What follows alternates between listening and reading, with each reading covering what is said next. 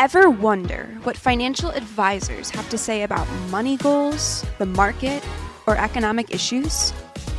If you have, then this podcast is for you. Behind the Designs gives you a sneak peek into the internal conversations at Financial Design Studio. Michelle Smollenberger, a certified financial planner and the CEO here at FDS, will be your host and guide. Welcome to Behind the Designs.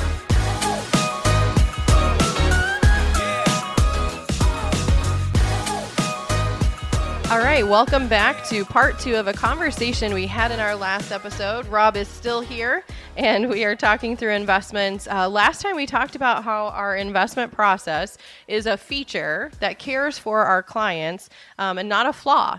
So you don't want to be reactive and respond emotionally. And today we're picking up right where we left off and explaining why this will only become even more important in the future. Now, I have to say, only good CIOs would bring a calculator with them to a podcast. You can't see this, but Rob has his calculator. It goes everywhere with him, which I love because as we talk about things and we have a question, I wonder what, that would equal. I wonder what he's like, look, just sitting there doing the math. And we know 5 seconds later, Rob's going to say, well, at 5%, that's going to be this. And so having someone like that, it's so helpful to have you, Rob, and I just love when you just naturally grab that. And so always be prepared. Exactly. Always be prepared. So thank you for that. We love what you do for us and for our clients. So we've seen an increase as we talk with new prospective clients who are looking for advisors. We've seen an increase in a lot of people really trying to go it alone, do their own finances, or even more specifically their investments. And I don't know if this is kind of just something in general where people are doing this with a lot of things in their lives. Maybe they have extra time, or they say, I want to be sure I'm doing this correctly. So they're starting to research or learn. It could also be that there's more resources out there and available, which is wonderful. It's good that it can help people. However, it is really important to get the investment piece in your plan right. So just historically, investors could buy and hold investments. And, you may think of a young worker who they're just saving money until retirement. That buy and hold mentality, would you say that's worked? Why or why not? Yeah, I mean, I would say yes, it has worked very, very well for the last, call it 20, 25 years. It has been very good to just buy something, hold it, buy the dips as markets go down and things like that. So that strategy has worked. And if you look very long term, I mean, that's not a bad strategy. So if you're 20 something or in your 30s and you're 30 years away from retirement, buying and holding is a great thing to do. If you're a good saver and you're getting that piece right, where you're maxing out your savings, 401k, IRA, things like that. Throw it into investments that are just buy and hold, very simple. You'll be fine over the long term. What we're really talking about here is how has the environment changed? Because I personally, this is my view, and I'm not, we're not just talking our own book here when we say, hey, you need help with your investments and OPS. That's what we do. Everything I'm going to say, this is what I truly believe about what we're seeing in the market right now. The last 20 to 25 years, it has been a buy and hold market. Why? Because we have been in a very low inflation environment, and we've been in an environment where the Federal Reserve has been extremely accommodative to investors. So even though we've gone through a tech bubble crash and great financial crisis and the COVID panic a couple years ago, the Fed has always ridden to the rescue, and ultimately investors were paid off for just buying and holding, staying firm, and not doing anything. I personally believe that's going to change, though, over the next at least 10 years. We'll have to see. But, that strategy, it works for very young people. It has worked over the last 20 to 25 years, but quite frankly, I'm not sure that's going to be the winning strategy going forward. And I think even more clearly, so in this buy and hold strategy where investors, they can buy and hold, even within that, you need to be buying and holding the right thing. So you need to be diversified. A lot of young people will just say, put it all in stocks. Great, I have time to ride it out.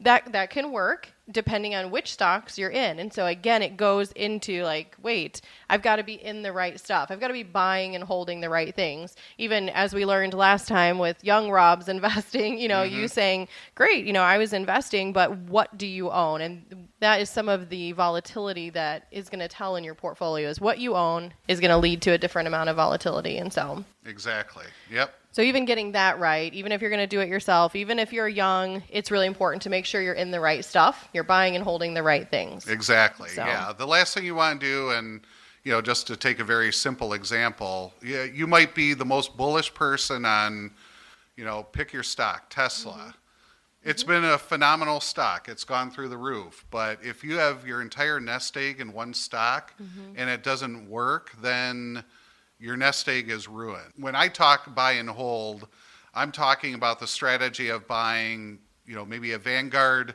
total stock market index fund and a total bond market index fund, and just buying those in proportion to whatever your time horizon is, and just leaving it and not changing anything. That's really what I'm talking about. Those are well-diversified investments. Buying and holding single stocks, that is a whole different thing. Well, that's where I was going to say that's a plan where I'm putting money in. I'm slowly I'm diversified. I'm adding money over time as the market is lower and higher. So I'm buying things low, selling them high, or continuing to ride them higher. I think back to, before we bought our first house, and at the time, Apple was a stock that literally every day had this trading pattern. In the afternoon, it went higher and then a little bit lower. Started out the day, like literally every day. And this was in the good days of when the iPhone was just being created and they were having new models come out. So you'd have an earnings announcement, or you'd have, there was all the new features that were coming out. Every day, it was like clockwork. You could do this. And I remember putting a lot of money into the one stock, getting in, getting out, getting in and getting out. But I can tell you the risk that comes with that, and just the nervousness of, well, what if I decided just to hold it overnight? What if it doesn't do the pattern the next day? That mentality, like that fear. And then, then we were thinking, oh, we're going to buy our house. Wait, this is like down payment money. Well, great. You make a lot of money, but you can lose it just as fast. And these are things as advisors where we say, if you have a goal, if you have something you're saving for, you need to be sure that you're investing properly, because if we would have lost all of this money, we wouldn't have been able to have that down payment. And so it just as quickly it can be taken away. And so this is where, it really affects you personally, and, the anxiety, the worry, all of these things. So it's so important to be diversified. If you're going to buy and hold, even that needs to have a plan. Yeah. And you hit on something very important right there. I mentioned before, buying and holding, if you're in your 20s or early 30s, you have a long, long time horizon. So even if you go through periods where it doesn't work, over 30 or 40 years, it's going to work. But I think what a lot of people forget, if you're in your 50s, you are coming up on retirement, maybe in the next 10 years or so, or you want to retire early, your time horizon is a lot shorter. So your ability to ride, I'm just going to ride this out. That's what all the, everybody says when they're buy and hold investors. I have plenty of time to ride it out. But you really, as you get nearer to retirement, you really do have to think like, you don't have time to ride it out. If you want to retire in 6 years and your plan depends on you earning X amount in the market each year, then going through a bad 5-year period, which is not uncommon, can ruin that plan. Or if you're in retirement, you can sit there and say, well, I have a long time horizon, I'm just a buy and hold investor.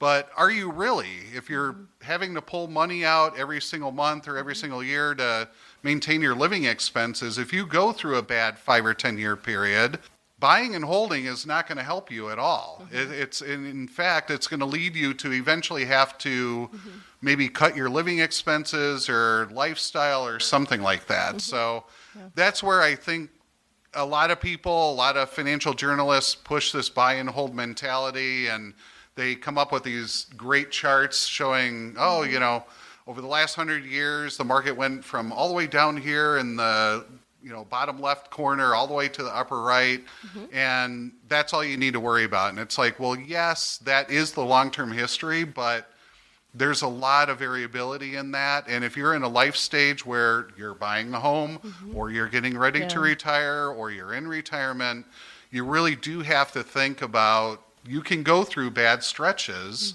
where you're not getting the returns that your plan needs. Yeah, even think of like corporate executives where they get stock as part of their compensation. So stock options, restricted stock units, and you could have that buy and hold mentality in your company stock. And it's even things like that. What are you doing as you're given that form of compensation? What are you doing with it? Diversifying that. It's having a plan all the time. You're doing things along the way that get you where you want to go. So this diversification, this mindset of buy and hold, it has worked. Yes, when they say the stock market has gone from here to there over time, yes, like the data doesn't lie. That is what has happened. So today we're really challenging kind of this buy and hold mentality. Is it dead? As we look forward, we talked last episode how we said we look forward, and in this next 6 to 9 months or years ahead, the market can move up and down. And so let's say today we start somewhere and it goes up, then it comes back down, up, down. And you could even go over time to say, okay, it went up and down, but you actually ended in the same place that you started, even though there was volatility in the middle. And this is where, as we talk internally, you have a really strong feeling of, wait, what has worked in the past is not necessarily going to be what works in the future. And so this is what we really want to talk about today is what is this mindset, this change to this mindset of buy and hold works for everybody. It always has. What change do you see to this mindset? Why is it that you kind of say, I don't know that this is going to work going forward here? What are you seeing? Kind of share some of that. Yeah, with us. sure. Yeah. So it really, I think it really boils down to inflation. So picking up on something I said at the beginning, if you look over the last 20 to 30 years, we have been in a very unique environment of low inflation or disinflation and a very benign Federal Reserve and interest rates coming down almost every single year. So it has just been almost a perfect environment for investors over the last 30 years to really just buy and hold because there's so much support out there, and stock markets went up, bond markets went up, and it's just been a really good period. But what the biggest change I see that I think is going to persist, I don't know if it'll be a couple years or 10 years, but I think this inflation problem that we're having right now, while it will certainly cool off from what we're seeing right now, so inflation is not going to be 8% for the next 10 years or anything, but I do think that inflation is going to be a problem for a number of years. And why do I believe that? If you look at labor markets here in the U.S., and if you've gone to restaurants, I'm sure you've seen signs that, hey, we're short-staffed, we don't have enough workers. Or if you own a business, you know this problem where you need workers and you simply cannot find them. And that's really because what we're going through demographically right now is a lot of baby boomers are retiring, and there aren't enough workers to kind of pick up that slack to do that work. So what happens with that? If it's basic economics 101, supply-demand curve, if you don't have enough workers, your reaction as a business owner is to say, okay, I'm going to offer them more money, higher wages. And so just think about what we've seen over the last year and a half.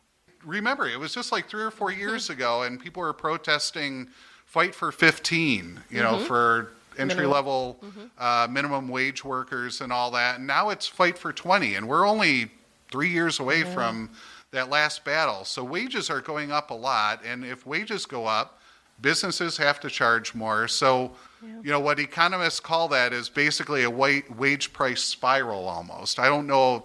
Spiral seems like a pretty dramatic. Pretty dramatic word to use, but the point is that is really going to, I think, put a floor under inflation such that the days of inflation being 1 or 2%, I think, are gone. We're definitely going to be higher than that going forward. So I think back to even 3 years ago, when we were building client plans, we started adding in this scenario where we actually called it like a worst case scenario. We said, and worst case scenario, we were really trying to think what is a really bad scenario that we think could actually happen. And it just looking back now, really what is happening is what we called our worst case scenario. It just so happened. We talked about humility in the last episode. And so we don't know what's going to happen the next day. However, we can plan ahead and we can say, wait, this is what we think we're going to say. And so in that worst case scenario, we were increasing inflation. We were taking investment returns and we were saying, wait, what if this goes sideways for several years? And especially at the worst possible time for someone, which is retirement, when they say, I've stopped working. And when someone stops working, they're not saying, well, if this doesn't work out, I guess I'll just go back to work. They are stopping work. They want to retire. They want to enjoy life, do whatever it is they're going to do. So in these plans, we were showing another case that said, okay, here's your plan. Let's just say what happens in this worst case scenario. Now, what happened when we were giving those plans, and we still do this today, but it's really helpful because what we always say is we want the plan to fail on the screen or on paper instead of in real life. And it's so important that people can have confidence in their plan, in what they're doing. And these pieces, such as I'm investing for my plan, these are all the implementation, the pieces you need to do along the way to get where you want to go. And this is the stuff where we're trying to help people, but these are the pieces where it's so important. And so when we're doing plans, we're not just planning ahead as if we're in a rosy environment. We've got these scenarios where we say, let's just say this happens. We want people to see if something needs to be changed, expenses or lifestyle, that at least they know, okay, this is what that looks like. And so they may decide to, retire another year later or something because that downside scenario doesn't look like they would want it to. Yep. But these are the pieces when we're planning with clients that we're saying, wait, we realize that the world is not in this perfect bubble. And as we look ahead, we see that things like this can happen. So I think this is so helpful to really bring it back to the planning, and this investment piece is so important. Yeah, and that's a really good point. You come up with these downside scenarios, and we called it a lost decade of investment returns, which basically, if you were a retiree in the middle of the year 2000, your returns in the S&P 500 over the subsequent 10 years were zero per year. Okay, so if you're building a plan and you're assuming that stocks go up 8 or 9% a year, and you get 0% for 10 years, your plan is getting rebooted. And that's why we run those scenarios, because we want to help. We want to help clients understand what is the risk when they're getting close to retirement, but also what are some ways to mitigate that as well. One other piece of the inflation story that I don't think I mentioned that I think is really critical for people to understand is also energy as well. We have been, and I'm not making any comment about the merits of environmental protection or anything. My mother used to take me to recycle cans in her old Buick that got 8 miles to the gallon, but we would collect cans and drive to the scrapyard not too far from where our offices are right now. You grew up where, Rob? Because I grew up in Kansas and we did that. Yeah, I grew up in Vernon Hills initially, right near where we are here in Illinois. And and my mother, bless her heart, she has been 25 years ahead of pretty much every trend you could think of. So we were recycling in the 70s before it was a cool thing to do. We were eating organic in the 70s before it was a cool thing to do. So anyway, I say that just because what I'm going to say about energy, I don't want people to misconstrue as I'm anti or anti-environment or anything. But what's happening, or what has happened over the last 10 years, there's been such a push to de-emphasize fossil fuels. And what we're realizing now is that it is really hard to trade a reliable nuclear plant, gas-fired plant, for a wind plant, a wind farm or solar panels. It's just the way it is. They're not. These renewables, they're not as reliable, so the wind doesn't blow every day, the sun isn't out every day, and they simply don't generate enough energy to replace plant powered by natural gas. So anyway, long story short, this has been going on for a long time. We've all seen major increases in pump prices for our cars. We're seeing it with higher heating bills, higher electricity bills. I don't see this going away because with energy, you cannot just turn switches on and off. These exploration projects are like 10-year deals. So it's going to take us a long time. So that's another reason why I think inflation is going to stay high, and why I believe the next 10 years or so is going to be such a different environment than kind of the buy and hold environment we've been used to for the last couple of decades. Yeah, I mean, I just think, 6 months, a year ago, you and I were playing not this game, but we were looking online to say, wait, what's the rate I can get on my natural gas and electricity? What can I lock in? And I'm pretty sure just 2 weeks ago, I was saying, wait, that lock is ending. This is painful. Yeah. So, I mean, there's things that as costs go up, we actually feel that personally in our personal finances. And so these are things that I think everybody is seeing. Everybody notices that gas prices are going up. We can notice problems, but it takes time to find solutions and to actually build reliable solutions that can be depended on. And so this is where the concern of we can't just shut this one off and start this one. It isn't there yet. These pieces are really important when we couple this with inflation and higher costs. Yeah. And I personally, I think this is one of the big takeaways for all investors to understand. It takes a long time for mindsets to change. So we have been used to a certain environment for a very long time.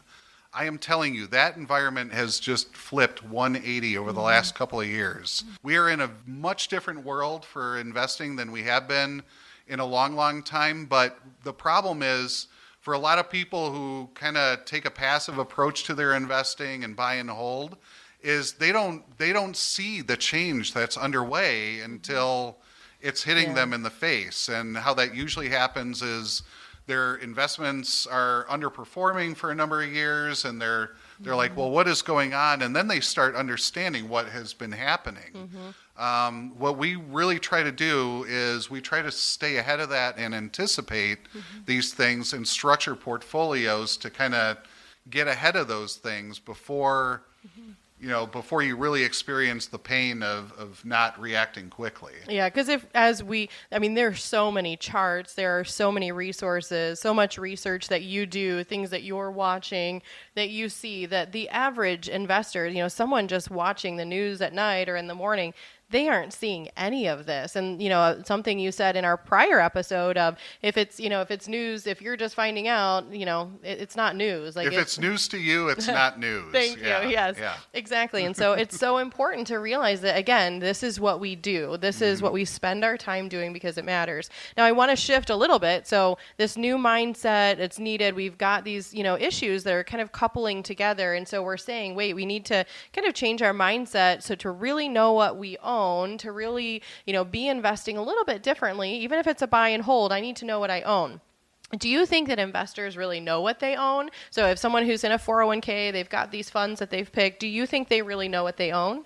Probably not. I mean, just based on our own experience as we get new clients coming in and we kind of look at their investments. And that's not a knock on them at all. It's unfortunate that the financial industry thrives on being as opaque as they possibly can, because that's how they make money.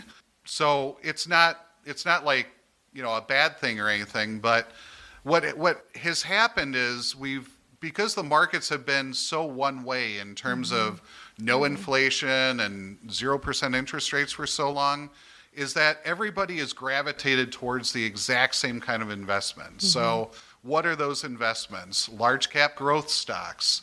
That has been the only place to be in global stock markets for the last, call it 12 years, up until this year. And when I get statements from new clients and I'm looking at their investments, invariably they are extremely heavy in these kinds of stock investments, these large cap growth. If you look at the bond side, it has been, because rates have come down, it has paid off a lot to own very long-term bonds, because as interest rates come down, the prices on those bonds goes up a lot. And again, when I see statements come in, I'm looking at what people own in their bond portfolios, and it is just simply not, they're not ready for what's coming or what is already happening, frankly. So I don't, Again, it's not through anybody's fault or anything, but Right. it's just things are changing so quickly that what worked even a year and a half ago, even a year ago, is just not working anymore. Yeah. So, you're exactly right. It is not, when someone's given a list of 10 401k choices, they're trying to pick the best of what they think is going to work. I mean, they're, trying to make the best decision they can. So you're exactly right. It's not their fault. It's what they're given. They're doing the best they can. And frankly, the 401k providers, even at large companies, I'm shocked at how poorly diversified the investment choices are. It's borderline criminal in my mind. What I see out of even Fortune 500 companies, you see these investment choice lineups that they have in 401ks, and you're like, who's picking these things? I mean, they're just so inappropriate, not diversified, and anyway, that's another podcast topic we'll hit on it. No, this is great though, and I think it's so. What's so funny when we do a plan for someone, the investment section is a part of the plan. But one of the reports that people love to read is a Morningstar report, and it basically takes you enter all of the holdings, and what it does is it basically separates out this is how much you own of individual stocks. So every mutual fund is essentially a pool of individual stocks put inside it. And so it pulls out how much you own. So you may have 5 different mutual funds, but let's say that they're all stock funds. Well, Apple may be in every fund. So you may actually own much more Apple than you even know, just because it's such a big company. And this is one of the pieces. We're going to talk about 2 specific pieces. So as we've said, we need to shift our mindset. This is something we've been doing for clients the last couple of years. And so we're going to talk about this specifically with stocks and then with bonds. So on the stock side, when we say, do you know what you own? And you just pick this fund, you wouldn't know. A lot of times you're told like the top 10 holdings. You get kind of a nice picture. This is why we tell people when they come in and we say, hey, here's what you actually own. And it gives like the top 50 stocks. People love seeing that because they love seeing what they own. If you are a person who loves to drive down the street and say, oh, I own some of this company and I have their iPhone and I, use this service, you would want to know if that's something you love that you can invest in it. And a lot of large companies you can. But even just that knowledge of, oh, I own this it gives people some insight into, oh, I didn't know I owned that. So this is where like sometimes people don't know what they own. And so it gives them insight into that. So if we're talking about stocks, typically, and I think, again, this is something people don't know, typically a stock fund, it's market weighted. So why don't you kind of explain that, like cap weighted, what that means? Sure, kind of a sure. typical fund. Yeah, and I'll do that in the context of, just so I don't leave people hanging. If buy and hold doesn't work, like what are we potentially looking at? And I'm going to write this in a newsletter here in a couple of weeks, but basically, the way I see the world is I think we are following the 1970s path almost to a T. It's almost scary sometimes to see how the exact same events that caused the inflation and the economic pain and the poor stock market returns in the 70s, all that stuff is happening right now. Even with OPEC, I mean, they're cutting production last week and people are angry about it. And that's exactly the kind of stuff they were doing in the early 70s. So if buy and hold doesn't work, what I say is let's really look at a decade like the 70s to see what might the world look like for the next 10 years. Yeah. And if you look at what the 70s environment was like, there were a lot of really big rallies in stocks, but there were also a couple of very grueling bear markets as well.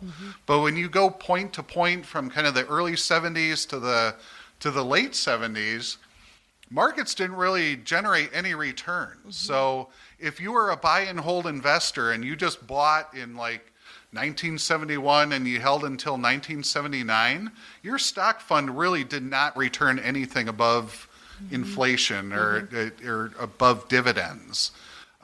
Whereas, where I think we're going, if that is the environment, the way I see investment management really working going forward is you really have to be nimble and tactical in how you're investing. And what I mean by that is when there are those rallies, you're taking advantage of that, maybe getting out of parts of the market that get overvalued. And then conversely, when you go through these bear markets, making sure you're in there and you're buying parts of the market that are really beaten up. And so I mean that's kind of the way I see it. So how does that whole issue of like cap weighted versus market value weighted funds go? And I'll just give you a practical example. So we've been writing about inflation. I even wrote an article probably like 2 years ago about the 1970s Nifty 50 experience. I won't go through it all here, but basically that was a period of time in 1972, 73 where large growth stocks were just dominating the market like crazy. But what happened is when inflation really picked up in 73 and 74, those stocks just got eviscerated. And not because they were bad companies. I mean, the companies we're talking about are like Coca-Cola, American Express, IBM. I mean, these were great companies, and they continue to be great companies for a long time. But their stocks got so out of whack that even they were susceptible to declining 75, 80% in those bear markets. So where are we today? If you look at the stock market makeup of the S&P 500 going into 2022, about 25% of that was dominated by 5 stocks. So you had Apple, Tesla, Nvidia, Microsoft, Google is up there, and a couple other, really good companies, but growth stocks at very, very high prices. And as we kind of looked at the world and said, you know what, we think we might be going into a 70s type environment where a lot of these growth stocks are going to struggle with higher inflation. So what we did is we still invest in the S&P 500, but there's actually a fund that you can get that equally weights each of those 500 stocks. So instead of the top 5 stocks being 25% of the regular S&P 500 index, the top 5 stocks are less than 1% because it's whatever that math is, like 0.05% for each of those 500 holdings. So, just being that one little shift de-emphasizes our client exposure to those large cap growth stocks that we think are going to be really susceptible and frankly have proven to be susceptible in this higher inflation environment. Yeah, I think that's so important when we just step back. I think for us, when things like this are happening, I feel like we're kind of going back and saying, wait, from the shelf, like where's that old textbook of all of these things we learn about? So in our education, you learn about all of these things, these funds that some are equal weighted, some are cap weighted, but when you actually, are investing, you need to know these things. These are things we learn, they're basic. Like you said, historically, the last 12 years, large cap has been great. And so if you were in that cap weighted fund, it was working wonderfully. But then looking forward, this is where we can't wait till something's broken to fix it. We need to be looking ahead and saying, wait, does something need some maintenance? And so this is where, our process when we're investing for clients, we're looking for these things where they're little shifts, like you said, maybe out of stocks or into bonds when something's low and we expect it to go right back up. These are the things we're looking for because it's that little bit of value that you get along the way. Instead of just buying and holding, I write it down and back up. Well, if I write it down, I make that shift. Now I'm getting the growth on the way up. And I'm getting more growth in the things that I shifted while it was down. So it's these little bit of changes where this is our process. And it is a process because you have bands set where you say, once it gets out of these percentages, we need to make some changes or we need to consider it. And so these are the little bits of value that instead of just going sideways, you can actually pick up some return. You can actually make some return instead of just that sideways return. Yeah. And it's, and again, going back to the last 20 years or so, passive investing has been a huge thing. I love passive investing, very low cost, tax efficient. But again, it goes back to, do you know what you own actually? And I'm not sure a lot of people who blindly invested in an S&P 500 index fund knew that 25% of that was 5 stocks. Right. Or if they own a passive emerging markets fund, do you know that 40% of that is tied to China? So, a lot of times you kind of get into these funds. It's like, oh, they own 500 stocks or, 2,000 stocks, and you're like, well, it's got to be well diversified. But when you really dig in, they're really not well diversified. So, those are the kinds of things that, particularly in this new environment that I think we're in, that we're paying a lot of attention to. And we're saying, do we want that much exposure to those large cap growth stocks? Do we want exposure to some of these emerging markets or even developed markets? So, just asking those questions. No, this is really helpful because it just makes people think through what they're doing. The nice thing, I get questions from people, a new client coming in, and they'll sometimes ask questions like, oh, is this your full-time job? Is this what you guys do? Like sometimes maybe some people don't do this full-time, but it takes our full-time job to be doing this well and to be researching.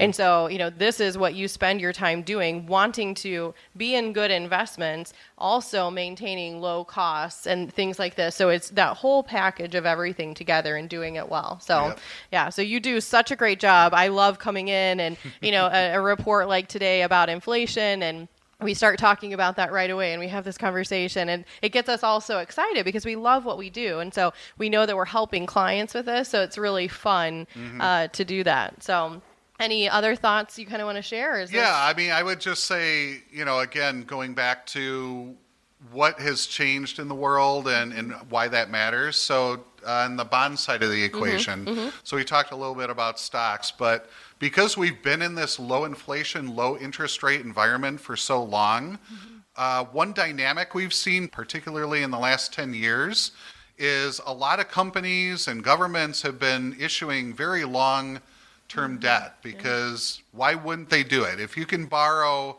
if Apple can borrow at 1.5% or 2% for 40 years, why would they not do that? And you just multiply that, trillions of dollars of long-term debt has been issued. So again, you go back to that passive total bond market ETF or whatever it is.